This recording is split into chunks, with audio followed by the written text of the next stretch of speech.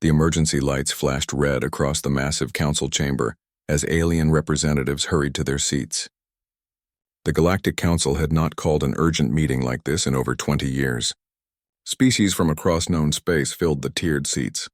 The tall, blue-skinned Zephyrians with their crystal implants gleaming, the insect-like Crithari clicking their mandibles nervously, and dozens of others representing the galaxy's most powerful civilizations.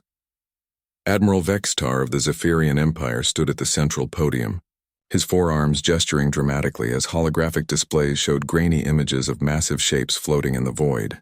The images were unclear, but the objects were clearly artificial and enormous. Fellow council members, Vextar announced in his booming voice, our deep space monitors have detected what appears to be an ancient human fleet at the edge of the outer rim. These vessels have been drifting dark and silent for decades. A wave of chittering, clicking, and various alien sounds of amusement rippled through the chamber. Councillor Zhek of the Crithari leaned forward, her compound eyes gleaming with what humans might have recognized as smugness. Humans and their primitive ships, she clicked. No doubt more of their crude metal boxes held together with hope and desperation. More laughter echoed through the chamber. The humans had been trying to establish themselves in galactic politics for nearly a century, but their technology always seemed decades behind everyone else's. While other species had sleek vessels powered by antimatter cores and protected by energy shields that could bend space itself, human ships were bulky, ugly things that relied on kinetic weapons and thick armor plating. Vextar raised a hand for silence. While I agree that human technology is quaint, these ships are massive. Our scans suggest vessels over 3 kilometers in length. The largest appears to be nearly 5 kilometers long. Size means nothing, rumbled Gorak, the reptilian representative from the Soran Confederation. Humans always built bigger to compensate for their technological shortcomings. Remember their first contact ships? Enormous metal monstrosities that could barely achieve faster-than-light travel. The Council erupted in agreement. Everyone remembered humanity's first stumbling attempts at interstellar travel. Their ships were indeed massive, but only because they needed huge engines to push their primitive hulls through space. By galactic standards, they were embarrassingly crude. What is the current status of these vessels? Asked Minister Yala of the Ethereal Collective, her translucent form shimmering slightly.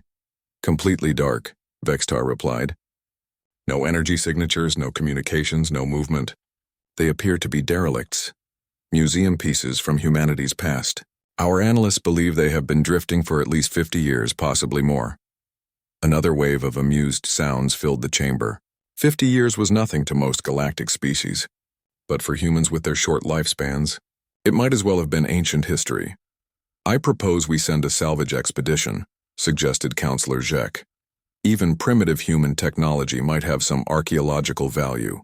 Perhaps we can finally understand how such a backward species managed to achieve spaceflight at all. The laughter was louder this time. Several representatives banged their appendages on their desks in approval. The idea of studying human technology like ancient artifacts was deeply amusing to them. Agreed. Vextar nodded. We will organize a joint expedition to examine these relics. I am sure there is little of value, but proper procedure must be followed. As the council meeting continued with other business, light years away in the cold depths of space, something stirred within the lead vessel of the human fleet. The ship hung motionless against the stars, its dark hull showing no signs of life. But deep within its core, in chambers that had been sealed for decades, ancient sensors detected the faint energy signatures of approaching vessels. The detection triggered a cascade of awakening systems. Power began flowing through circuits that had been dormant for 50 years. Computer banks that had been in deep hibernation slowly came online, their quantum processors beginning to process data once again. Throughout the ship, systems performed diagnostic checks with methodical precision. In the deepest part of the vessel, in a chamber that existed on the blueprints as advanced navigation control, something that was no longer quite human and not quite machine began to stir. The consciousness that dwelt there had been sleeping, dreaming digital dreams of battles fought long ago and sacrifices that had saved their species. Now, as alarms began to sound in languages the approaching aliens would not recognize, that consciousness began to wake. The salvage fleet approached the human vessels 3 days later. It was a joint expedition led by Captain Nexor of the Zephyrian Imperial Navy, with ships from 5 different species. They had brought the finest salvage equipment in the galaxy, expecting to strip whatever useful materials they could find from the human hulks.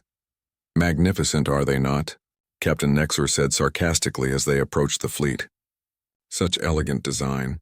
Such graceful lines," his crew laughed appreciatively. The human ships were indeed ugly by galactic standards, where alien vessels were smooth and curved, flowing like works of art through space. The human ships were angular and brutal. They looked like someone had taken massive metal cities and hurled them into the void. "Beginning scans," reported his sensor officer, confirming zero energy output from all vessels. "These ships are definitely dead, Captain." "Of course they are," Nexor replied. "Human ships were never built to last. Probably fell apart the moment they reached deep space." The salvage ships moved closer, their crews joking about what they might find inside. Perhaps primitive computers that used actual physical memory storage. Maybe weapons that fired solid projectiles instead of energy beams. The younger crew members had heard stories about human technology but had never seen it firsthand. "Sir," the sensor officer said, sounding puzzled, "I am detecting some unusual readings from the largest vessel." "What kind of readings?" "It is difficult to say. Very faint power signatures, but they appear to be growing stronger." Captain Nexor waved dismissively. "Probably just residual energy from their primitive reactors. These humans always built their ships with redundant systems because they knew their technology was unreliable. But aboard the human flagship, systems continued to come online. Navigation computers activated and immediately began calculating the positions of the approaching vessels. Weapons systems performed status checks and found themselves in perfect working order, despite decades of inactivity. Most importantly, in the deepest core of the ship, a consciousness that had once been Admiral Sarah Chen began to remember who she was and why she was here. The alien salvage crews prepared their boarding equipment, eager to explore these relics of a primitive civilization. They had no idea that they were about to awaken something that would change the balance of power in the galaxy forever. The human ships hung silently in space, giving no indication of the storm that was about to break upon an unsuspecting universe. As the first alien shuttle approached the docking bay of the lead human vessel, deep within the ship's core, Admiral Chen's consciousness fully awakened for the first time in 50 years. Her first thought was a simple one, carried through quantum-enhanced neural networks that spanned the entire vessel. "Who dares to board my ship?" The reckoning was about to begin. The alien boarding team stepped cautiously into the human ship's docking bay, their equipment scanning for any signs of danger. The bay was enormous, easily large enough to hold a dozen of their own vessels. Emergency lighting cast strange shadows across the walls, which were covered in symbols and writing in the human language. "Everything appears safe," reported Kix, the Krathari team leader, his insect-like eyes studying the readouts on his scanner. "Atmosphere is breathable for most species. Gravity is set to human standard." Captain Nexor's voice crackled through their communicators. "Proceed with caution. Remember, these are primitive human vessels. Their safety systems may not meet galactic standards." The team moved deeper into the ship, their footsteps echoing strangely in the corridors. The walls were thick metal plating, exactly what they expected from human construction. But something felt wrong. The corridor lights were functioning, providing just enough illumination to see by. If the ship was truly dead, why were the lights on? "Team leader," called out Vorth, a young Zephyrian technician. "These energy readings are very unusual. The ship appears to be running on minimal power, but I cannot locate the source." Kix clicked his mandibles thoughtfully. "Probably just backup systems. Humans always over-engineered everything because they did not trust their own technology. But as they moved through the ship, strange things began to happen. Doors would open just before they reached them, as if the ship was anticipating their movements. Voices could be heard in the distance, soft whispers in human languages that the translation systems could not quite capture. Most disturbing of all, the team members began to feel like they were being watched. Meanwhile, in a secured section of the ship that did not appear on any schematic the aliens had seen, the true history of this fleet began to unfold in digital memories that spanned decades. 50 years ago, these ships had been humanity's greatest achievement. The Earth Defense Force had spent 20 years developing the most advanced vessels in human history. They were not just warships. They were humanity's answer to an existential threat that few people knew about. Admiral Sarah Chen had commanded the fleet during humanity's darkest hour. The Devourers, a machine intelligence from beyond known space, had begun consuming entire star systems.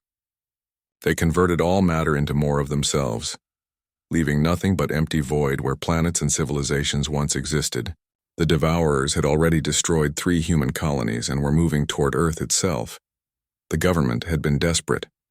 Conventional weapons were useless against an enemy that could absorb any energy directed at it and use that energy to grow stronger. Humanity needed something completely different, something that had never been tried before.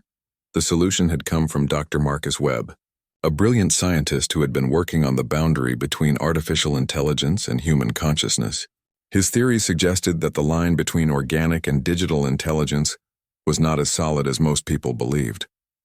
If a human mind could be transferred into a ship's computer system, that mind could control the vessel with a precision and speed that no biological crew could match. The process was experimental and extremely dangerous. The volunteer would die. Their biological body could not survive the neural transfer, but their consciousness, their memories, their personality, everything that made them human would live on within the ship's quantum computing matrix. They would become the ship and the ship would become them. Admiral Chen had been the first to volunteer. As the Devourers approached Earth's outer defenses, she had undergone the transfer process. Her body died on the operating table, but her mind awakened within the flagship's neural network. The sensation had been indescribable. Suddenly she could feel every system in the ship as if it were part of her own body. She could see through dozens of sensors simultaneously, think at the speed of light, and process information faster than any biological brain ever could. One by one, her most trusted officers had joined her. Captain Rodriguez became the second ship in the fleet. Commander Yates took control of the third. Within a month, humanity had created something that had never existed before. A fleet of vessels controlled not by crews, but by the digitized consciousness of humanity's finest military minds. The battle against the Devourers had been brief but decisive. The machine intelligence had expected to face ships controlled by slow biological reactions and limited processing power. Instead, they encountered vessels that moved with perfect coordination, thought faster than their own systems, and adapted to new situations in microseconds. The human fleet had not just defeated the Devourers, they had completely outmatched them. But victory had come at a terrible cost. The transfer process was irreversible. The officers who had saved humanity could never return to biological life. They were trapped forever within their ships, neither truly alive nor truly dead. As the alien boarding teams continued to explore the vessel, these memories played out in the ship's neural networks. Admiral Chen remembered the weight of command, the loneliness of her digital existence, and the pride she felt in her crew's sacrifice. But most of all, she remembered the decision that had led them here. After the war, Earth's government had wanted to study them, to understand how the transfer process worked, so they could create more human-ship hybrids. The idea had horrified Admiral Chen and her officers. They had made their sacrifice to save humanity, not to become template for a new form of existence. They had refused to return to Earth. Instead, they had taken their fleet to the edge of known space and powered down their systems, entering a form of digital hibernation. They would sleep until humanity truly needed them again. The government had declared them lost, and the secret of their existence had died with the scientists who created them. Now, as alien hands touched their hull plating and alien voices echoed through their corridors, the fleet began to wake. Admiral Chen's consciousness expanded through every system of her ship, checking weapons, engines, and defensive systems that had been dormant for half a century. Everything was in perfect working order. Through the ship's sensors, she watched the alien boarding teams moving through her corridors. They treated her vessel like a museum, pointing and laughing at human technology they considered primitive.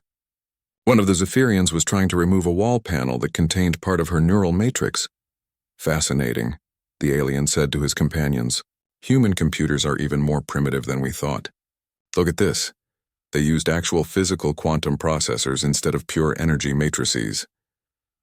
Admiral Chen felt something that might have been anger, if a digital consciousness could truly feel anger.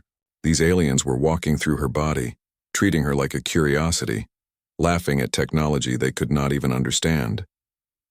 They had no idea that the primitive systems they mocked were more advanced than anything in their fleets. Through quantum-entangled communication networks, she reached out to her fellow officers in the other ships. One by one, they answered her call. Captain Rodriguez was already fully awake, his weapons systems armed and ready. Commander Yates reported that alien teams were trying to cut through her armor plating. Throughout the fleet, the digitized minds of humanity's greatest warriors were awakening to find their ships invaded by species who had spent decades mocking everything human. "Orders, Admiral?" came the query from Commander Harrison, whose ship had detected 3 alien salvage vessels attempting to dock with his hull. Admiral Chen considered her options.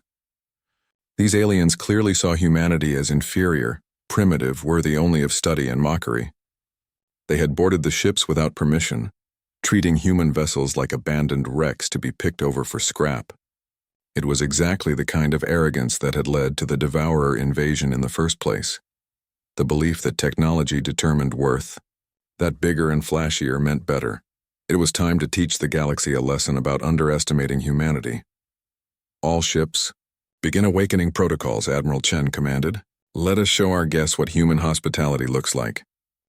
The first sign that something was wrong came when the lights throughout the human ship suddenly brightened. The alien boarding team stopped in their tracks as the corridor around them transformed from dim emergency lighting to full illumination. The walls seemed to hum with energy that had not been there moments before. "Kicks," Vorth called out nervously, his scanner showing readings that made no sense. The ship's power output just increased by 3,000%. That should be impossible from a dead vessel. Before the Krathari team leader could respond, a voice echoed through the corridor. It was speaking in perfect galactic standard, but there was something unmistakably human about the accent. "Attention uninvited guests," the voice said, and every alien in the boarding party felt their blood run cold. "You are trespassing on a vessel of the Earth Defense Force. Identify yourselves and state your business." The aliens looked at each other in confusion and growing fear. The ship was supposed to be a derelict, dead, empty. There should not be anyone alive aboard after 50 years in the void. "This is impossible," Kix clicked, his mandibles chattering with nerves. Scans showed no life signs. "That is because," the voice continued, and now it seemed to come from everywhere at once, the walls, the ceiling, the very air around them. "I am not alive in the way you understand life." Aboard the salvage fleet, Captain Nexer was staring at his displays in disbelief. Energy readings from the human vessels were climbing rapidly. What had been dead metal minutes ago now blazed with power signatures that rivaled his own ship's output.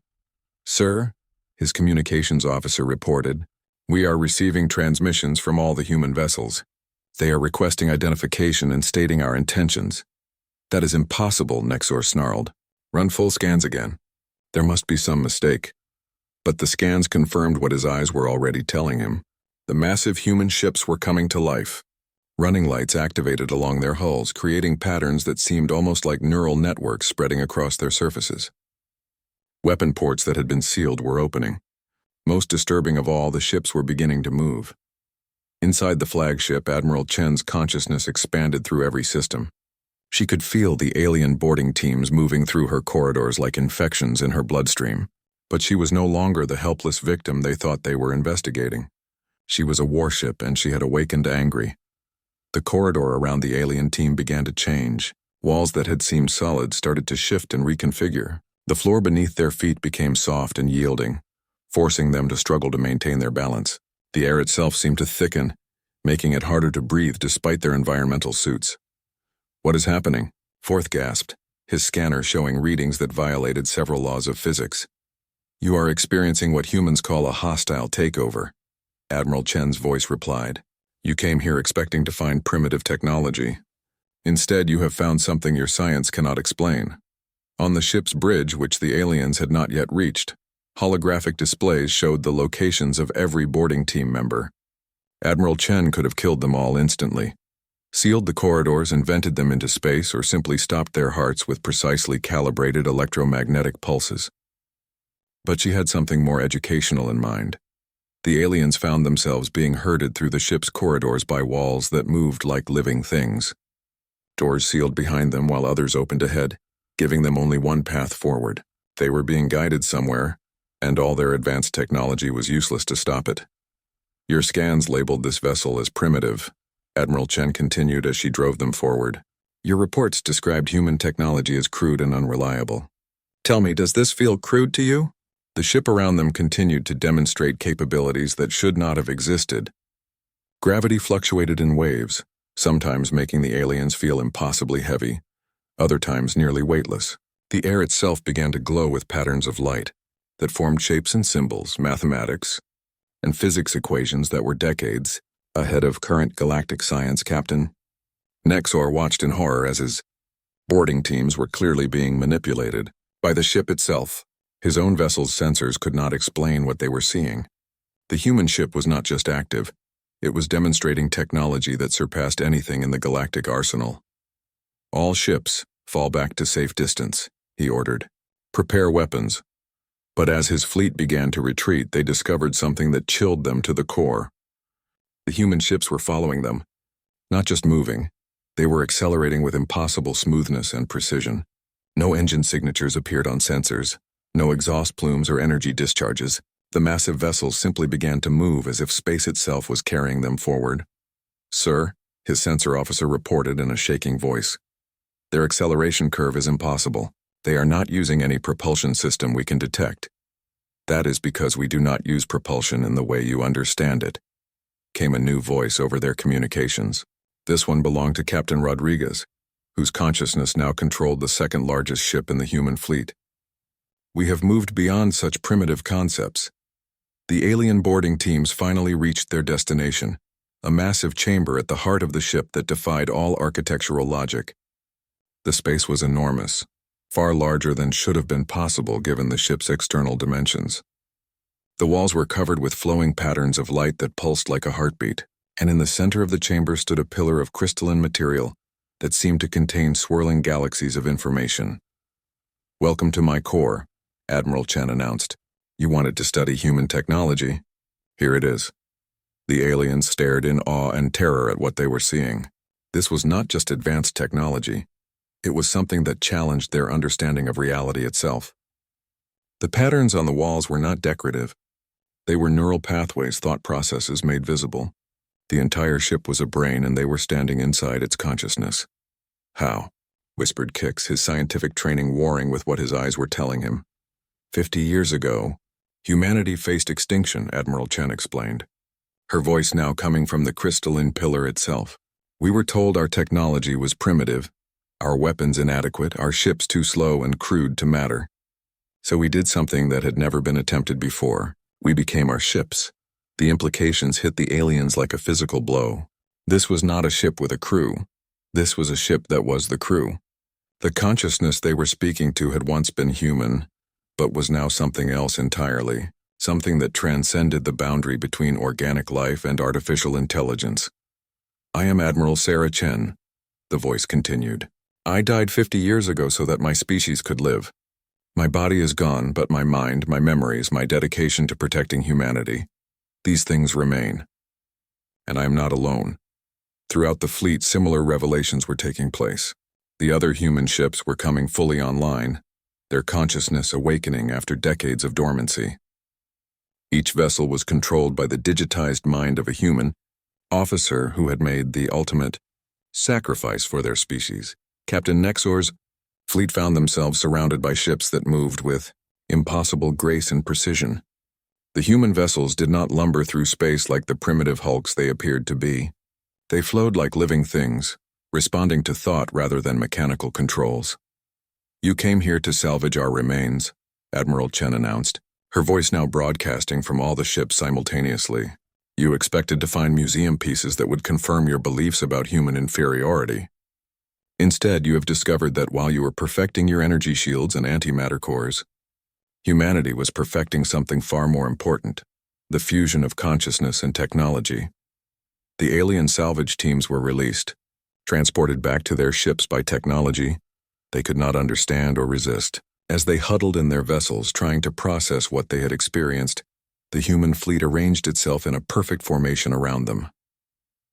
Return to your people, Admiral Chen commanded.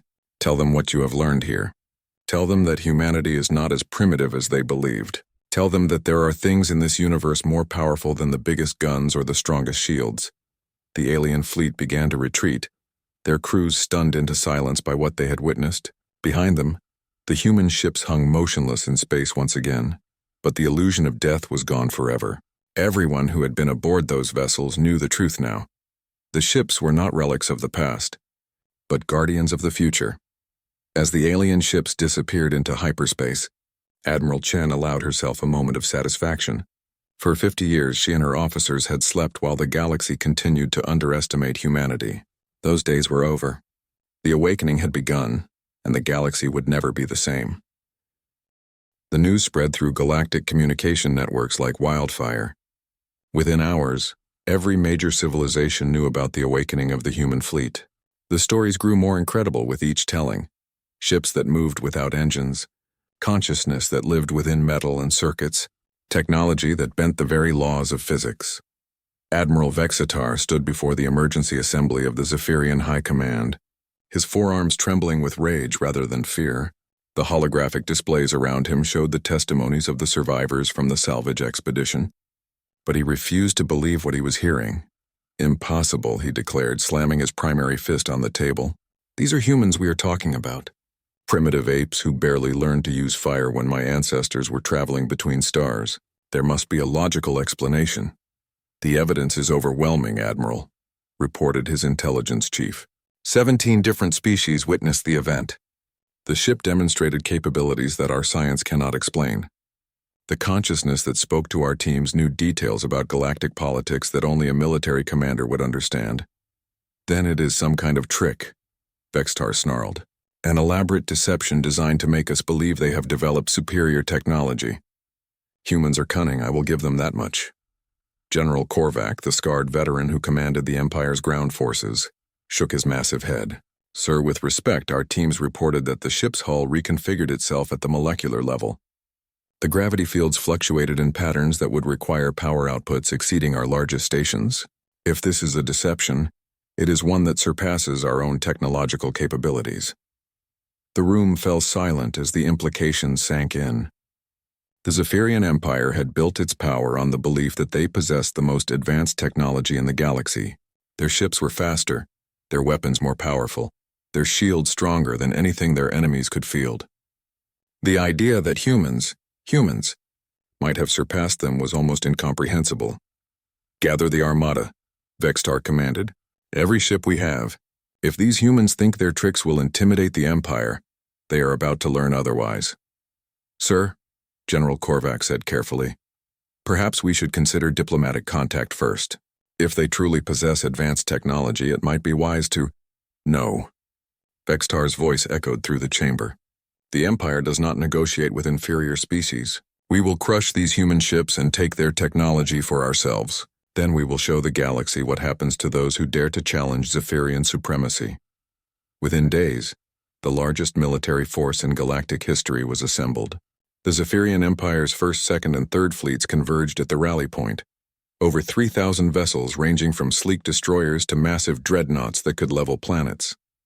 They were joined by allied forces from a dozen other species, all eager to share in the glory of defeating the mysterious human fleet. The Armada was a sight to behold. Ships that gleamed like jewels in the starlight, their hulls crackling with energy shields that could deflect antimatter rounds, weapons arrays that could punch through the crust of a planet, fighter squadrons that moved like schools of predatory fish through the void. Admiral Vextar stood on the bridge of his flagship, the Eternal Glory, and felt invincible. No force in galactic history had ever assembled this much firepower in one place. Whatever tricks the humans had developed, they would crumble before the might of the Empire. Set course for the human fleet's last known position, he commanded. Today we end this charade once and for all. But light years away, Admiral Chen and her officers were fully aware of the approaching threat. The human ship's sensors could detect vessels across vast distances, and their quantum-enhanced consciousness could process information at speeds that made real-time analysis of the enemy fleet possible. They are bringing everything they have, reported Captain Rodriguez from his ship. 3,743 vessels, including their most advanced dreadnoughts. Let them come, Admiral Chen replied, her voice carrying across the quantum communication network that linked all the human ships. They still think this is about technology. They still believed that bigger guns and thicker armor determined the outcome of battle. Commander Yates, whose consciousness controlled the fleet's heavy assault ship, sounded almost amused. "Should we contact Earth Command? Inform them of the situation?" "No," Admiral Chen decided. "Humanity has been rebuilding for 50 years.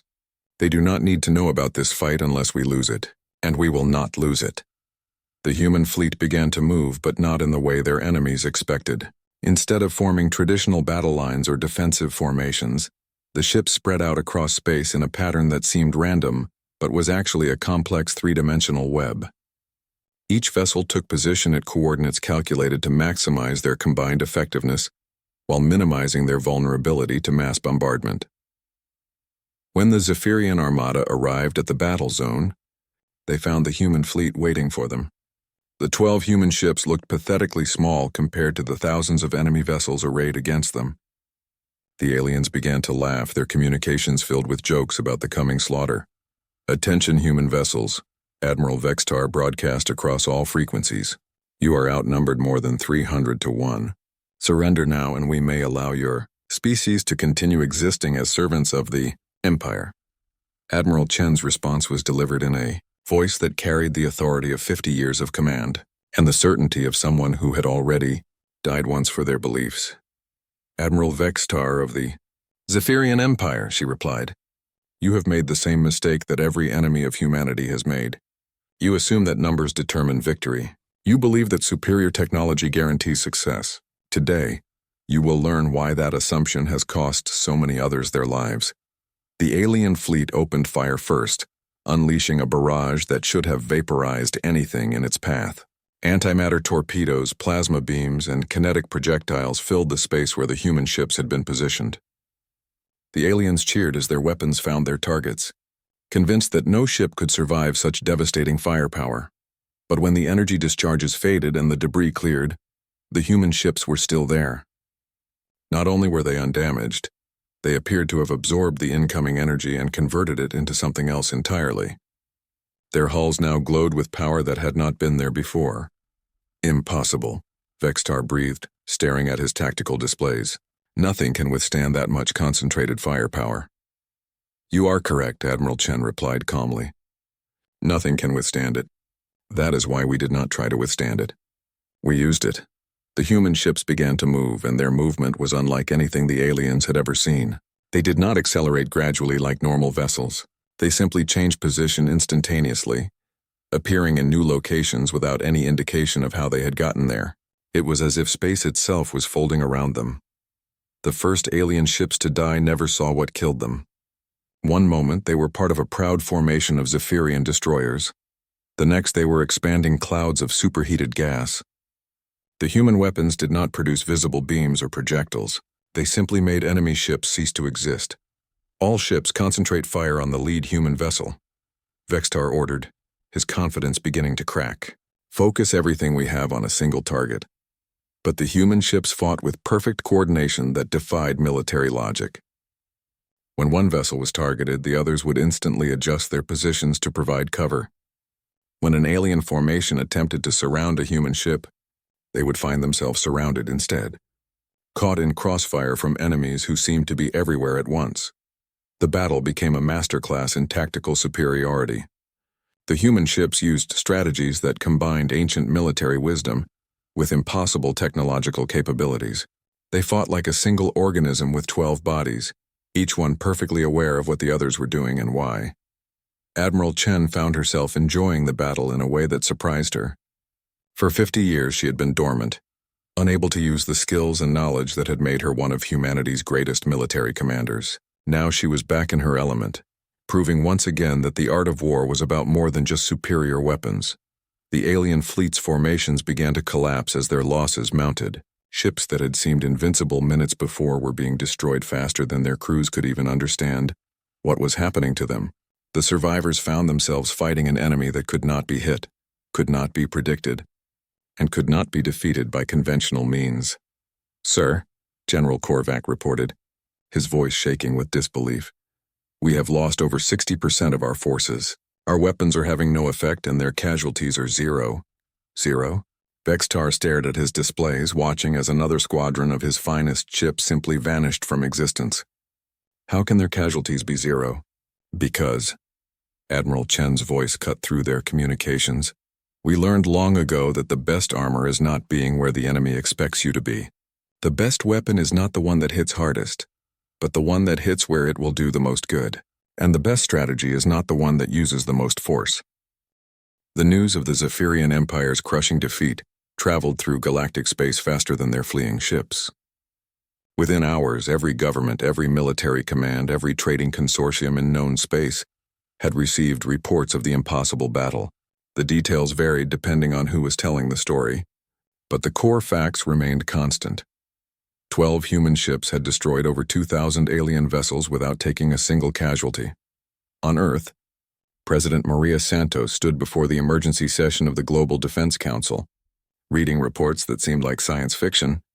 Around the table, the faces of humanity's leaders reflected a mixture of awe, pride, and deep concern. The quantum communication array picked up transmissions from the battle zone, reported Admiral Jackson, Earth's senior military commander. The voice patterns match archived recordings of Admiral Sarah Chen, who was declared killed in action 53 years ago. That's impossible, said Dr. Emily Foster, the head of Earth's Science Council. No one could survive in space that long, and our records show her ship was destroyed during the final battle against the Devourers. Unless, President Santos said quietly, the stories about Project Transcendence were true. The room fell silent. Project Transcendence had been classified at the highest levels, known only to a handful of officials who were now long dead. The rumors had persisted for decades, whispers of a secret program that had attempted to merge human consciousness with ship-based artificial intelligence. Most had dismissed it as wartime propaganda or science fiction. Ma'am, Admiral Jackson said carefully, our records of that project were sealed under National Security Code Black. I don't have clearance to access them. Then get clearance, Santos ordered. If Admiral Chen and her crew are alive out there in some form, if they just saved humanity from the largest invasion force in galactic history, then we need to know everything. Meanwhile, in the depths of space, Admiral Chen was having her own moment of reflection. The battle had been everything she had expected and nothing like she had remembered.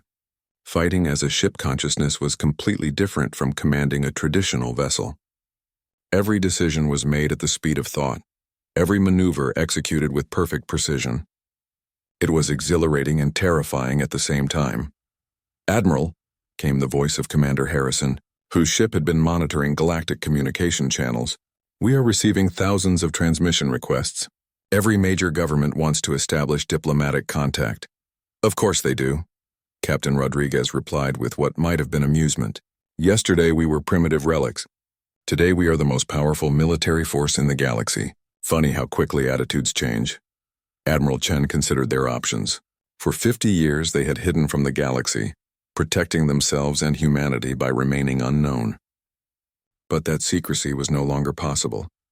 The entire galaxy now knew that humanity possessed technology and capabilities that surpassed anything they had imagined.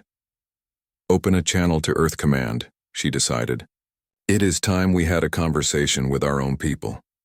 The call came through just as President Santos was reviewing the declassified files on Project Transcendence. The documents painted a picture of desperate scientists and courageous volunteers attempting something that had never been tried before. The technical details were beyond her understanding, but the human cost was clear. 17 of humanity's finest officers had died so that their consciousness could live on in digital form. President Santos, Admiral Chen's voice carried clearly through the quantum communication system. This is Admiral Sarah Chen of the Earth Defense Force Deep Space Fleet. I believe we need to talk. Santos stared at the communication device as if it might bite her. Here was a woman who had been declared dead before Santos was even born, speaking from a ship that existed at the edge of known space. Admiral Chen, she managed to say, this is unexpected. I imagine it is, Chen replied. We have been monitoring Earth's communications for the past 50 years. You have done well rebuilding after the war. The colonies we died to protect have become thriving worlds. Died? Santos asked. Admiral, the reports we are receiving suggest that you are very much alive. In a manner of speaking, Chen said, and Santos could hear something like sadness in her voice. We chose to give up our biological existence to save humanity. We became something else, something that is neither fully human nor fully machine. We are the ghosts in the shell, President Santos. We are humanity's guardians. The conversation that followed changed everything. Admiral Chen explained the true history of the fleet, the sacrifices that had been made, and the decision to remain hidden while humanity rebuilt. She described the awakening process in the battle with the Zephyrian Armada, giving Earth's leaders their first complete picture of what had really happened.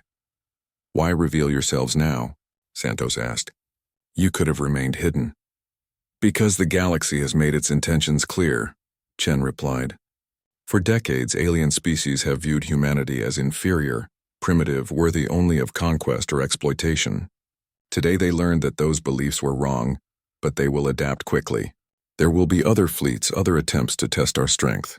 Humanity needs protectors who can meet any threat. As word of the human fleet's victory spread, the political landscape of the galaxy began to shift dramatically. Species that had spent decades looking down on humanity suddenly found themselves desperate to establish diplomatic relations. Trade routes that had been closed to human merchants were quietly reopened. Colonial territories that had been disputed for generations were suddenly acknowledged as legitimate human claims.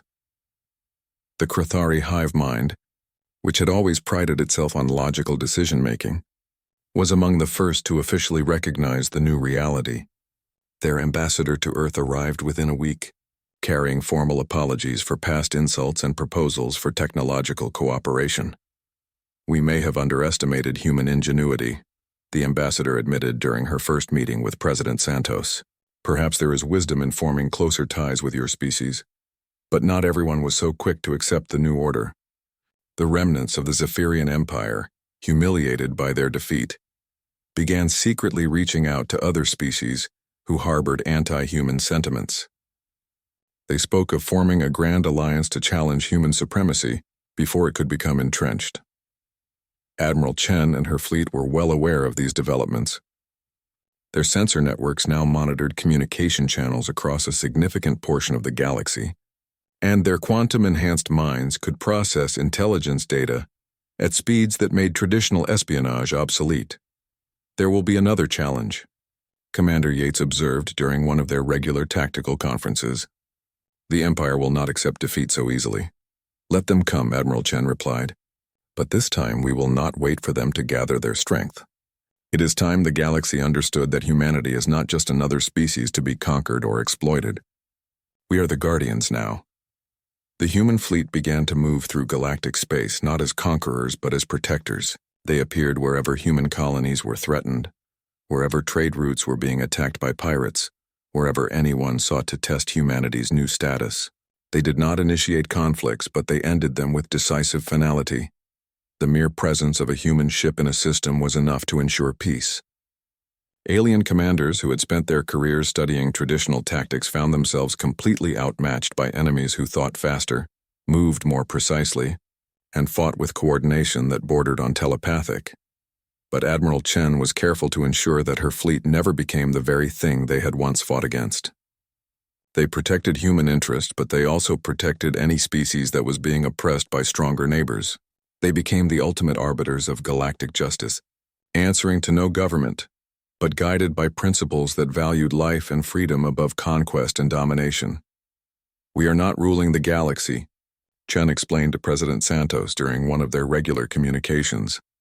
We are simply ensuring that no one else rules it either. Humanity learned long ago that freedom must be actively defended. Now we have the power to defend it for everyone. Years passed and the galaxy adapted to its new reality. The human fleet became a legend, spoken of in whispers and studied by military academies across 100 worlds.